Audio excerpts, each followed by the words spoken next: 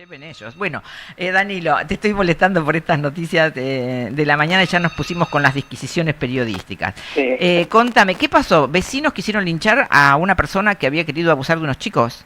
realmente Lili hacía, te diría que yo por lo menos no tengo registro hoy, excepto que ellos, incidentes que vos recordarás en el 2010 terminaron con la quema de la municipalidad, Sí. de una situación de estas A características. ver.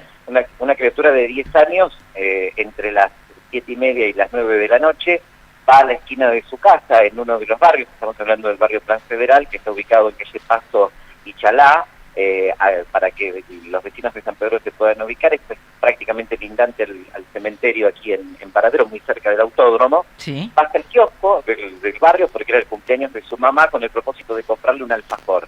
Cuando llega al negocio, que es un negocio de barrio, un sujeto de unos 30 años aproximadamente, nacionalizado paraguayo, comienza a hablar con la criatura, y para los mismos vecinos que estaban ahí, que fueron los que las resguardaron, insistía con preguntarle si tenía teléfono. Una cosa de loco realmente, Lili, a una nena de 10 años. Qué bárbaro. La nena, aterrorizada, se esconde en el negocio, le cuenta esto a la empleada rápidamente lo que hace es ponerla a resguardo, le pide a los propietarios que llame a la policía.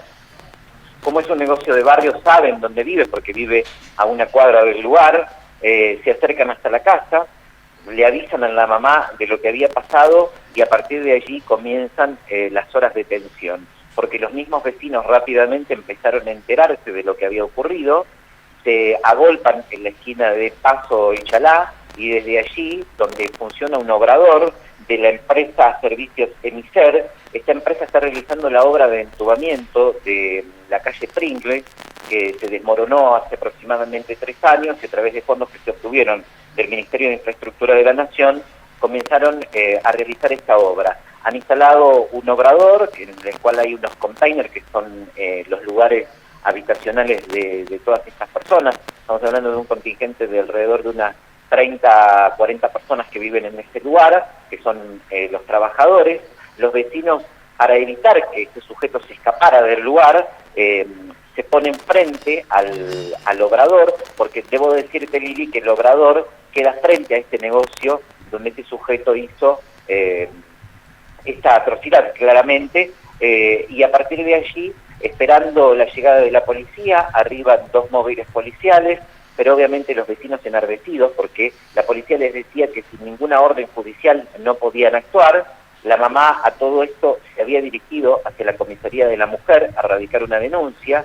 En la misma dependencia estaban tomando otras 2 denuncias por otros temas relacionados con las cuestiones de familia y género, y le decían que tenía que aguardar porque estaban con cuestiones urgentes. Ajá. Claro, pero la mamá le dice, mirá, lo que le acaba de pasar a mi hija es esto y esto. Sí. Le dice, bueno, tienen que aguardar de todos modos. Entonces la madre dijo, yo no voy a esperar, y se fue hasta el barrio. Cuando llega, se encuentra con que todos los vecinos estaban allí. Cuando traslada esto, genera aún más que la gente se exacerbe, y a partir de ahí comienzan a arrojar piedras, a intentar ingresar al lugar, hasta incluso comienzan a prender fuego, pertenencias que había de estas personas que residen allí, prenden fuego una cortina de árboles. Para eso tuvo que tomar intervención personal de bomberos. Qué Y a medida bárbaro, que che.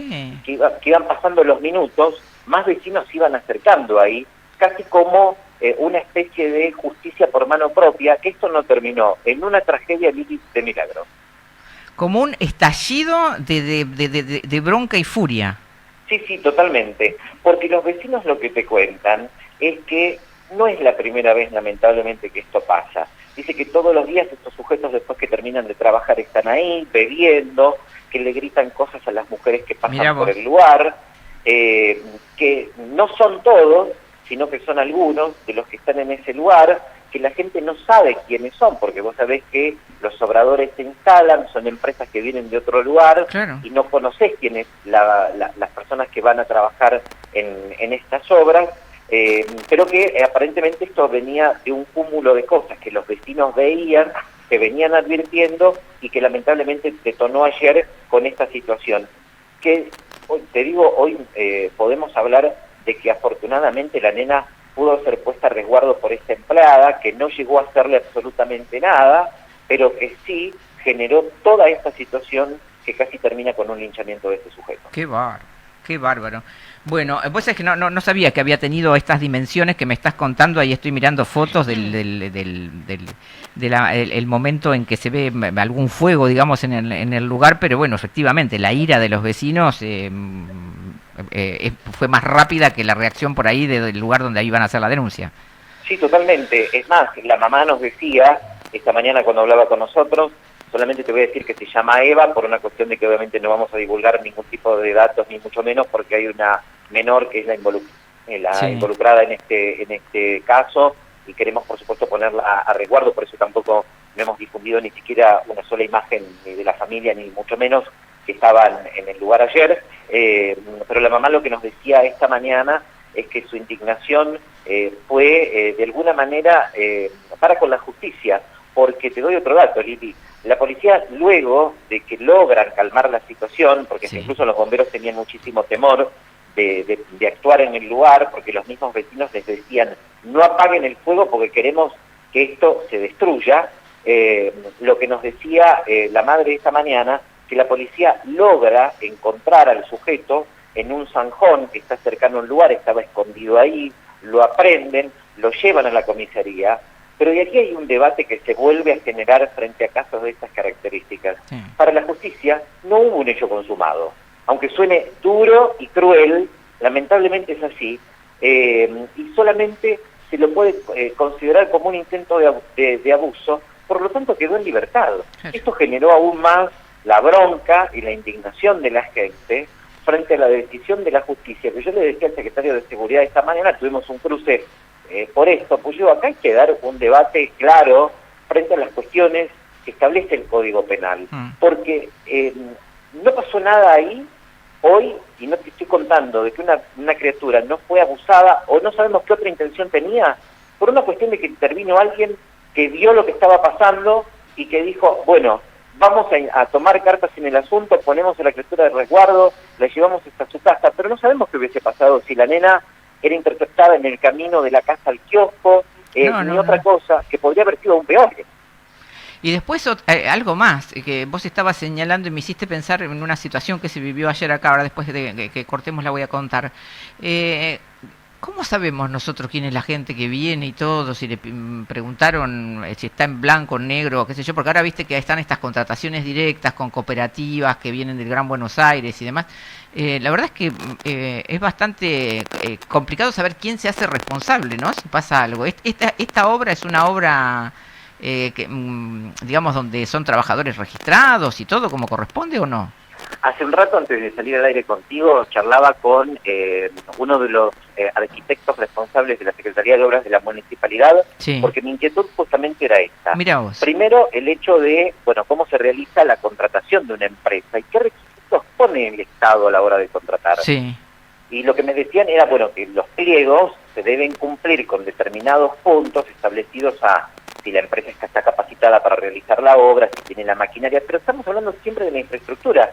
Y lo que yo le decía al arquitecto Correa, con quien hablamos, digo, bueno, hay también que empezar a establecer condiciones que el Estado no las prevé, de por lo menos conocer el listado de las personas que las empresas contratan. Sí, sí, porque por eso te decía, a nosotros nos está pasando con el tema de la gran cantidad de cooperativas, o sea, al no tener que llamar a licitación y contratar una cooperativa en manera directa, que traen un montón de gente que está trabajando en condiciones infrahumanas, sin ningún tipo de protección, pero que además también, o sea, pueden representar situaciones como esta. ¿Esa obra de qué es, me dijiste?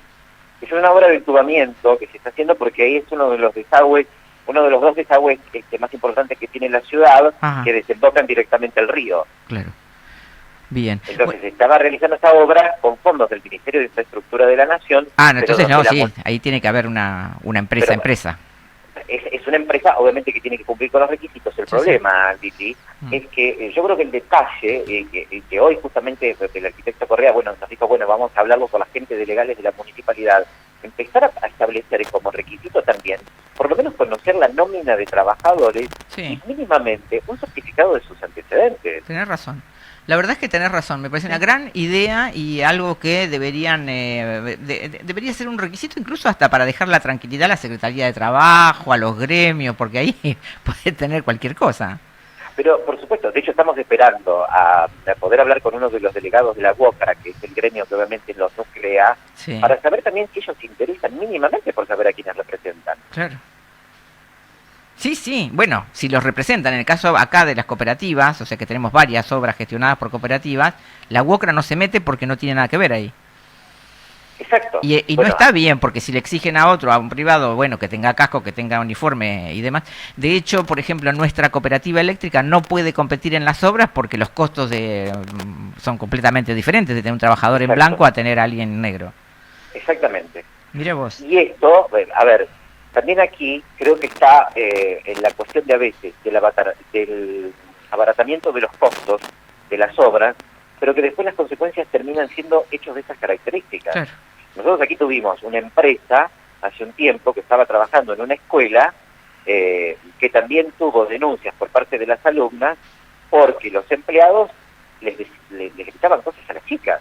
Y estamos hablando de un establecimiento educativo, Mira vos. que también se tuvo que hacer una revisión del personal que tenía esa empresa. O sea, digo, ya hay antecedentes. Entonces me parece que no se puede seguir esperando frente a la hora de pedir que quienes van a realizar las obras, sobre todo en tu estado municipal, no solo sean de calidad, sino que sean con seguridad para la gente. Sí, y también la otra es que generen mano de obra en el lugar donde van, ¿no? Eso también sería... Bueno, la condición del gobierno actual Sí. era que el 60% de las obras tengan mano de obra local. Ah, mira qué bien. Todas estas cosas, lo que también nos van dejando en evidencia, es que hay muchas obras que esto no se está cumpliendo.